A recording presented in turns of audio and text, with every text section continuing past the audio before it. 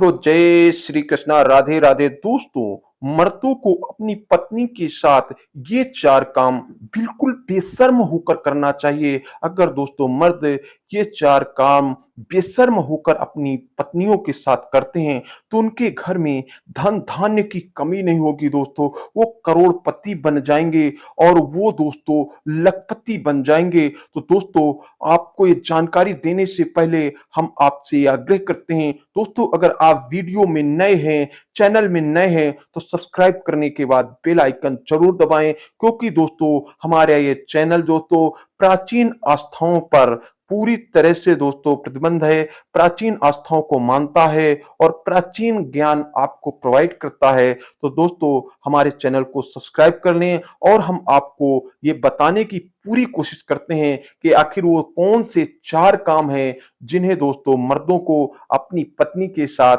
बेशर्म होकर करना चाहिए। उससे पहले हम आपको एक कहानी बताते हैं और कहानी के बाद इस बात को भी विस्तार से चर्चा करेंगे।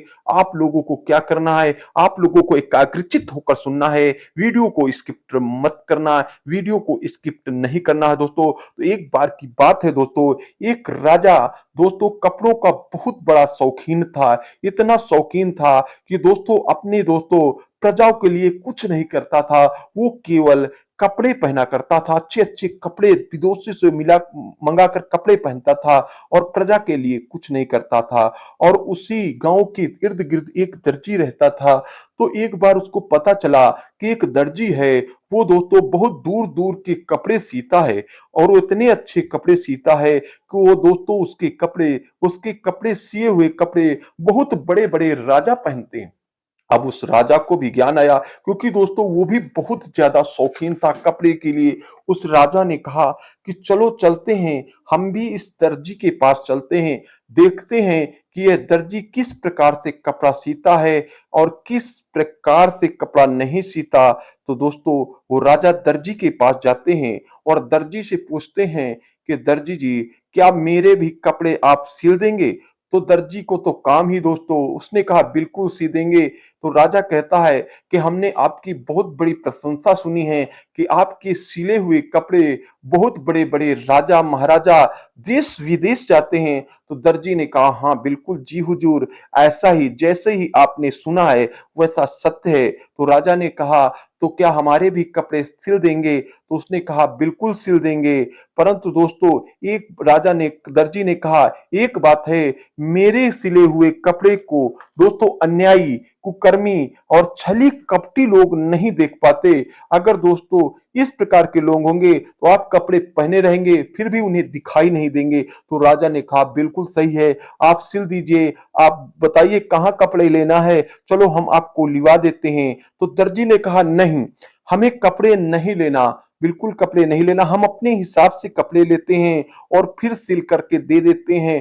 तो राजा ने कहा आपको बताइए कितने पैसे दे दें? तो दर्जी ने कहा अभी दोस्तों अभी राजा साहब मात्र हमें 50,000 रुपए दे दे और जैसे ही कपड़ा सिल जाएगा वैसे ही आप 1 लाख रुपए दे देना, हम आपको कपड़ा दे देंगे। तो राजा ने कहा जी हजूर। राजा ने दोस्तों 50,000 रुपए निकाला और दर्जी को दे दिया। अब राजा दोस्तों अपने घर चले आते हैं और आओ दर्जी से ये पूछते हैं जाते जाते कि ये बताइए ये कपड़ा कितने दिन में मिल जाएगा? तो दर्जी ने कहा लगभग दोस्तों 45 दिन लग जाएंगे। दर्जी की इस बात को सुनकर के राजा अपने महल की ओर चल देते हैं। राजा की इस बात को सुनकर के दर्जी इस नृत्य प्रतिक्रिया में लग जाता है जो उसका काम है और इस नृत्य करते करते लगभग दोस्तों 15 दिन व्यतीत हो जाते हैं। तो राजा अपने मंत्री को भेजते हैं कि जाइए दर्जी के पास जाइए और देखिए कि जाकर के कि अभी हमारा जो कपड़ा की बात चल रही है वो अभी लगा कि नहीं। मंत्री जाते हैं और जैसे दर्जी के पास जाते हैं तो उन्हें ये बात और पूछते हैं कि बताइए राजा के कपड़े अभी तक कहाँ है, कि सिल रहे कि नहीं? तो दर्जी को कुछ नहीं दिखा देता और दोस्तों मंत्री को भी वही बात याद आती है कि जो लोग अन्यायी, कुकर्मी और छली कपटी होंगे उन्हें कपड़े नहीं दिखाई देंगे।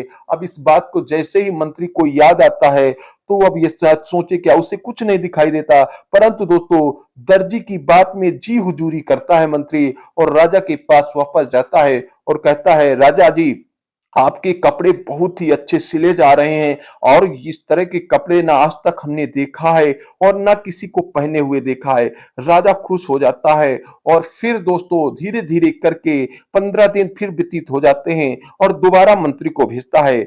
मंत्री फिर दर्जी के पास जाता है और कहता है अब क्या हुआ, तो उसने कहा, दर्जी ने कहा आप देख लीजिए, परंतु दोस्तों अगर आप अन्यायी कुकर्मी छली कपटी होंगे तो आपको नहीं दिखाई देगा।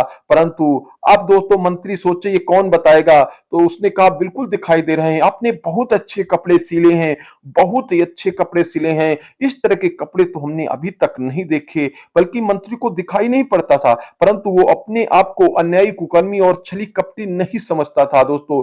इस प्रकार से एट लास्ट में फिर मंत्री राजा के पास वापस जाता है और जाने के बाद राजा से कहता है आपके कपड़ा लगभग बनाए हैं, और जैसे ही दर्जी ने आपको 45 दिनों के लिए वादा किया है 45 दिन में बिल्कुल कपड़े तैयार हो जाएंगे। उसके बाद दोस्तों राजा 45वें दिन जब जाता है और तो पूरे कपड़े तैयार रहते, पूरे दोस्तों अपनी प्रजा में दोस्तों एक दोस्तों मुनादी करवा देता है दोस्तों कि आज हम नए कपड़े धारण करने जाते हैं। और जैसे ही दोस्तों वहां पर दर्जी के पास दोस्तों जाता है तो राजा को भी यही बात याद आ जाती है कि अन्यायी कुकर्मी छली कपटी को कपड़े नहीं दिखाई देंगे, और दर्जी कहता है आप पहनिएगा। और राजा भी दोस्तों अपने जो कपड़े रहते हैं उनको उतार देते हैं और उस कपड़े को पहनते हैं। तो दोस्तों सभी को ऐसा ही हाल होता है दोस्तों, किसी को कपड़े नहीं दिखाई देते, परंतु वहां एक छोटा बच्चा होता है दोस्तों, क्योंकि वो दोस्तों ना न्यायी है, न कुकर्मी है, न छली है, न कपटी है दोस्तों, उसको दोस्तों राजा नंगे दिखाई देते हैं और वो चिल्ला देता है कि राजा तो नंगे, और पूरी प्रजा यही चीज कहने लगती है दोस्तों। तो दोस्तों इस प्रकार से दोस्तों एक कहानी रही। अब हम चलते हैं दोस्तों पति को, एक मर्द को अपनी पत्नी के साथ बेशर्म होकर के दोस्तों क्या करना चाहिए। तो पहली बात हम आपको बता रहे हैं दोस्तों, बेशर्म होकर अपनी पत्नी के साथ दोस्तों संबंध जरूर बनाना चाहिए। अगर आप संबंध बनाते हैं तो आपके घर में खुशियां व्यतीत होती हैं, आपका दोस्तों दिनचर्या सही रहती है और आपकी पति पत्नी के बीच दोस्तों जो दोस्तों दूरियां हैं वो घट जाती हैं और नजदीकियां बढ़ जाती हैं। दूसरा कारण है दोस्तों एक समय से उठना चाहिए, हर मर्द को एक समय से उठना चाहिए, नित्य प्रतिक्रिया करने के बाद पूजा पाठ अवश्य करनी चाहिए। और तीसरा काम भी हम आपको बताएंगे कि दोस्तों हर इंसान को, हर मर्द को अपने समय का ध्यान रखना चाहिए, क्योंकि समय दोस्तों आपके हिसाब से नहीं चलेगा, आपको समय के हिसाब से चलना होगा, आपको समय के हिसाब से चलना होगा। और चौथा कारण यह है दोस्तों, चौथी आवश्यक बात यह है कि हर मर्द को दोस्तों अपने पत्नी की कहे हुए कुछ शब्दों को, कुछ बातों को हमेशा समझना चाहिए, आखिर वो सही कह रही है गलत है, तो अपनी आप की मनमानी नहीं करना चाहिए, सलाह करके ही काम करना चाहिए। दोस्तों आपको ये जानकारी कैसी लगी? अगर आपको जानकारी अच्छी लगी हो तो कमेंट में एक बार जय श्री कृष्णा, जय माता दी अवश्य लिख दे श्रद्धा भाव से। और दोस्तों इसी तरह की प्राचीन जानकारी के साथ हम मिलते हैं अन्य वीडियो में, तब तक के लिए जय श्री कृष्णा, जय राधे दी, बोलो बालाजी सरकार की जय।